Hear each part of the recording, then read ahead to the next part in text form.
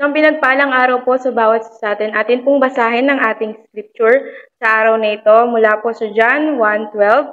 Subalit ang lahat ng tumanggap at sumampalataya sa Kanya ay binigyan niya ng karapatang maging mga anak ng Diyos. Amen.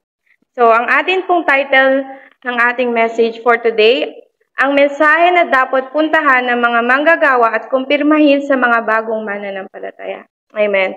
So, sinabi po dito sa ating mensahe na kailangan magkaroon tayo, ng bawat isa sa atin, magkaroon tayo ng self-confirmation. Ano nga ba ang self-confirmation? Ito yung kailangan makita ng bawat isa sa atin at kumpirmahin natin kung nasaan na ba tayo ngayon o sino na nga ba tayo ngayon. Because sabi daw dito sa message na there's a lot of people na they experience until now yung spiritual problem. Sabi doon, also the remnants, they experience spiritual problem. Bakit? Kasi they have no self-confirmation. Nasaan na nga ba sila? Hindi na nila alam kung nasaan na sila. Hindi na nila alam kung sino na nga ba sila. Ganon din ang mga bawat tao. Kaya sila nakakaranas ng mga spiritual problem because they don't know kung sino na nga ba sila at kung nasa ang estado na nga ba sila. At ano yung pinakamasakit pa doon? Until now, they experience yung spiritual problem. Hanggang ngayon, doon sila namumuhay sa mga spiritual na problema. Even the remnant. Sabi po dito yun sa mensahe. And sabi dito, if you don't check, your past will hurting you. Ano po sabi doon? Kapag daw hindi natin chinek yung buhay natin, kung nasaan na ba tayo at kung ano na ba ang estado ng buhay natin ngayon, this spiritual problem will be, ito yung makakapanakit sa atin araw-araw ng ating buhay until our life, until yung mga past, present, and future life natin. Yung spiritual problem na meron tayo, na dala-dala natin until now, ito yung makakasakit sa atin palagi. That's why, ano pong sinabi dito sa mensahe, we need to change your faith and destiny. We need to change our faith and destiny. Because, ano daw po sabi dito?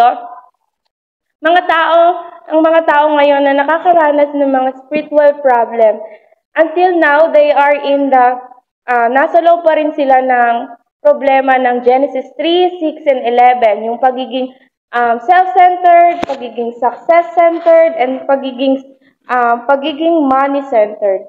Diba? Ganun po ang mga tao ngayon. They experience the Genesis 3, 6, and 11. They experience the Acts 13, 16, 19, and also the 6 states of unbeliever. Hanggang ngayon na andito pa rin ang mga tao.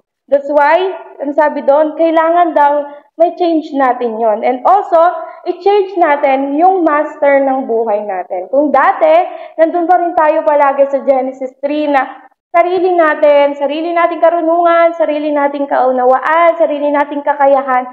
Until now, nandun pa rin tayo. Sabi dito sa mensahe na to, you need to change your master. Sino yung master na sinasabi dito? Kundi si Kristo. Hindi ikaw, ako, ang master ng buhay mo, kundi si Kristo lamang. Sinabi po dito, and also, change our prayer into 393. At sa ganon, yung future ng buhay natin, magpo-focus na siya kay Kristo lamang. And they experience the love of Christ, the eternal love of Christ in us. Amen? Sinabi po din dito, na kailangan kumpirmahin natin yung status and authority natin being a children of God. Being a children of God, ano na ba yung status and authority na meron tayo? Kailangan, we need to confirm this. Ito yung pinakamahalagang mensahe ng Diyos sa bawat isa natin. Sa Genesis chapter 1:27, sinabi dito ang image of God. Diba, binigay doon si Kristo, nilikha niya tayong tao, na pinakamahalagang nilikha niya. Because they gave us the image of God, they gave us the breath of life. Kasi tayo yung pinakamahalagang nilikha niya. And also, if you don't realize, you will fall into Genesis chapter 3. Sinasabi po dun kanina, yung Genesis chapter 3, na pagiging centered to yourself.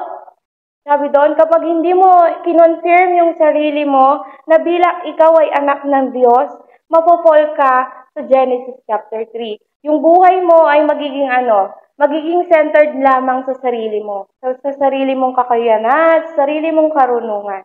And nawawala na yung pagiging children of God na status na meron ka. And also, sabi dito, that's why God sent Christ and destroy the work of devil. Amen? Naniniwala po ba kayo doon na si God, binigay niya si Kristo sa bawat isa sa atin. Para ano? Para wasakin yung gawa ng Satanas sa buhay natin. At ano? At kumpirmahin natin na tayo ay anak na ng Diyos. Na tinawag niya bilang anak na ng Diyos. Amen? And we need to believe in His name. Kailangan po na maniwala ka na si Kristo lamang ang sagot sa lahat ng ating mga problema. At si Kristo lang ang master ng ating buhay. Amen? And so sinabi po dito, we need to confirm the 6 states of unbeliever. Ano po ba yung 6 states of unbeliever? Kailangan malaman po natin ang ibig sabihin ng 6 states of unbeliever. Yung pagiging child of devil, idol worship, mental problem, physical problem, background of hell, and posterity. O yung sinasabi na next generation problem. Lahat ng mga bagay na to, itong 6 na problema nito, kapag hindi natin inalam ang ibig sabihin nito at hindi natin kinumpirma ang ibig sabihin ng 6 states of unbeliever, at kapag palagi tayong nasa loob ng problemang ito, hindi natin makikita ang paggawa ni Kristo sa ating buhay. Kailangan makita mo na si Kristo binigay na sa iyo ng Diyos at nakaligtas ka na diyan sa 6 states of unbeliever na yan. That's why sinabi po dito sa conclusion na kailangan i-restore natin yung status and authority na meron tayo. Ano ba yung status and authority na meron tayo? You're being a child of God. Ikaw ngayon ay anak na ni Kristo. Dahil sinabi po sa John 1:12, tinanggap mo na si Kristo. Tinanggap mo na siya bilang iyong ama. Diba? That's why kailangan makita natin na God gave Christ to us to save this state of unbeliever, di ba? Sa mga problema na meron to, kailangan daw i-restore natin. Alamin nating maigi kung ano yung ibig sabihin ng status and authority o yung pagiging anak ng Diyos natin. Amen? At ano po sinabi dito? Kailangan nating maniwala kay Kristo. At kailangan tayo ay manalangin at magkaroon ng enjoyment sa gospel. Magkaroon ng kasiyahan na panghawakan ang salita niya. Magkaroon ng kasiyahan na namumuhay ng naaayon sa plano at nais ng Diyos. Ang pangako ng Diyos ay ating panghawakan namin. Maraming salamat po. At tayo ngayon ay manalangin. Let's pray. Yes, so Lord God, Father God, maraming salamat po, Panginoon, sa araw nito, Lord. Salamat, Panginoon, sa mensahe mo, Panginoon, na binigay sa amin, Lord. Salamat, Panginoon, sa pag-alala mo sa amin, Panginoon, sa pagiging isang anak namin, Lord. Anak niyo, Panginoon. Maraming salamat po, Panginoon, sa pagtawag mo sa amin bilang iyong anak, Panginoon. That's why, Panginoon, Lord, patuloy po kami, Panginoon, na maglalakad sa journey ng kasama ka at pangahawakan ng iyong salita lamang, Panginoon. Maraming salamat po, Lord God. Sa iyo namin binabalik ang mataas sa papurit pagsamba sa pangalan ni Jesus. Amen.